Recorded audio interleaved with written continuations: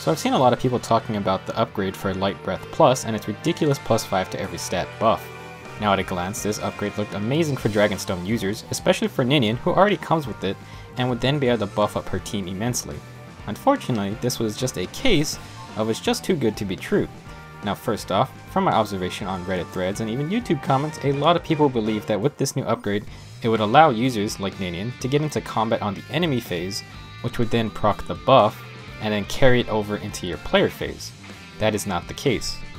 Before continuing, I would like to give some credit to Reddit user LasagnaLover56, nice name by the way, who made a post on the Fire Emblem Heroes subreddit that talked about their experience using the new Light Breath upgrade on Faye.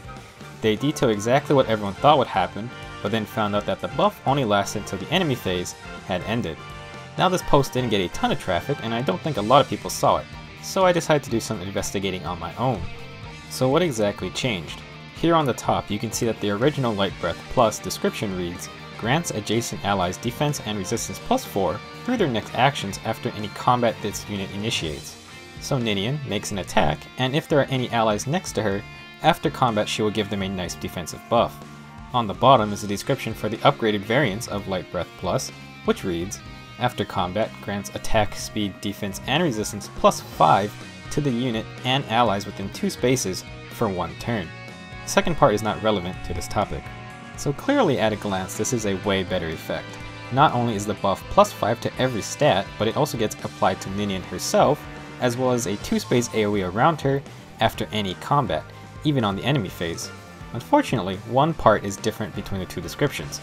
Regular Light Breath applies the buff through your allies' next actions, meanwhile, the upgraded version only applies the buff for 1 turn. This is the key issue. The wording for 1 turn seemed a bit odd, but most people just assumed this meant it worked the same way as any other buff. Turns out, the only weapon before Update 2.0 that I could find that even uses this terminology is the Rogue Dagger, which is found on Matthew or Gaius. Now the Rogue Dagger is a perfect example that each of these terms do mean different things. That is because it uses both in its description. The Rogue Dagger applies an enemy debuff through their next actions, but also grants the user a buff for 1 turn.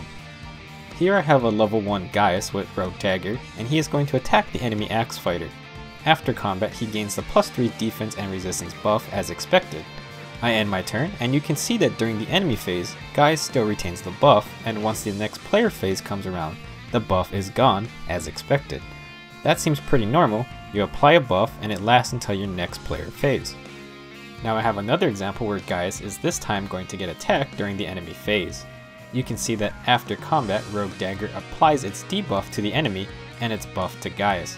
However, on the next player phase, Gaius loses the buffs from Rogue Dagger, so clearly something different is happening here. Before we move on, I want to mention that a few weapons got their effects changed just like Light Breath. The 3 bridal weapons all got similar changes where the buffing effects went from through a unit's next action to lasting for only 1 turn. Make sure you know that what these are and what they are actually doing before you upgrade any of them. So what in the world is 1 turn defined as, because we clearly saw that it can last either 2 phases or only 1. So I think it's easiest to think of 1 turn as only lasting until the turn count increases. A turn includes 1 player phase and 1 enemy phase. I hope my very simple, badly shown diagram can show just how 1 turn buffs can work. If they get applied during turn 1's player phase, then they will last until the end of turn 1's enemy phase. However, if they are applied during turn 1's enemy phase, then they will only last until that phase ends, and it does not carry over into turn 2's player phase. So taking into account the enemy team, I think it's more accurate to describe 1 turn as being my phase and my opponent's phase. You will notice that if an enemy Rogue Dagger applies its buff during their enemy phase, then it will carry over into your player phase.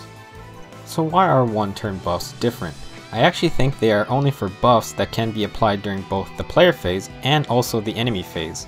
As far as I know, all normal buffs are only applied at the start of our player phase, and they use the terminology through a unit's next action. I am talking about stuff like Hone Attack and Fortified Defense.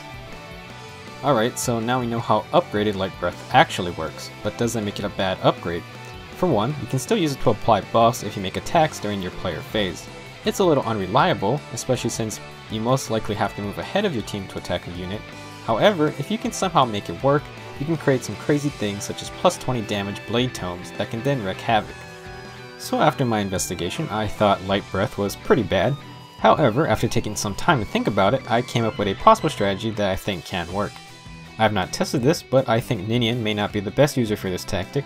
Maybe someone like Noe or Faye or Young Tiki can fare better. The idea is to have your dragon attack during the player phase to activate Light Breath's buff.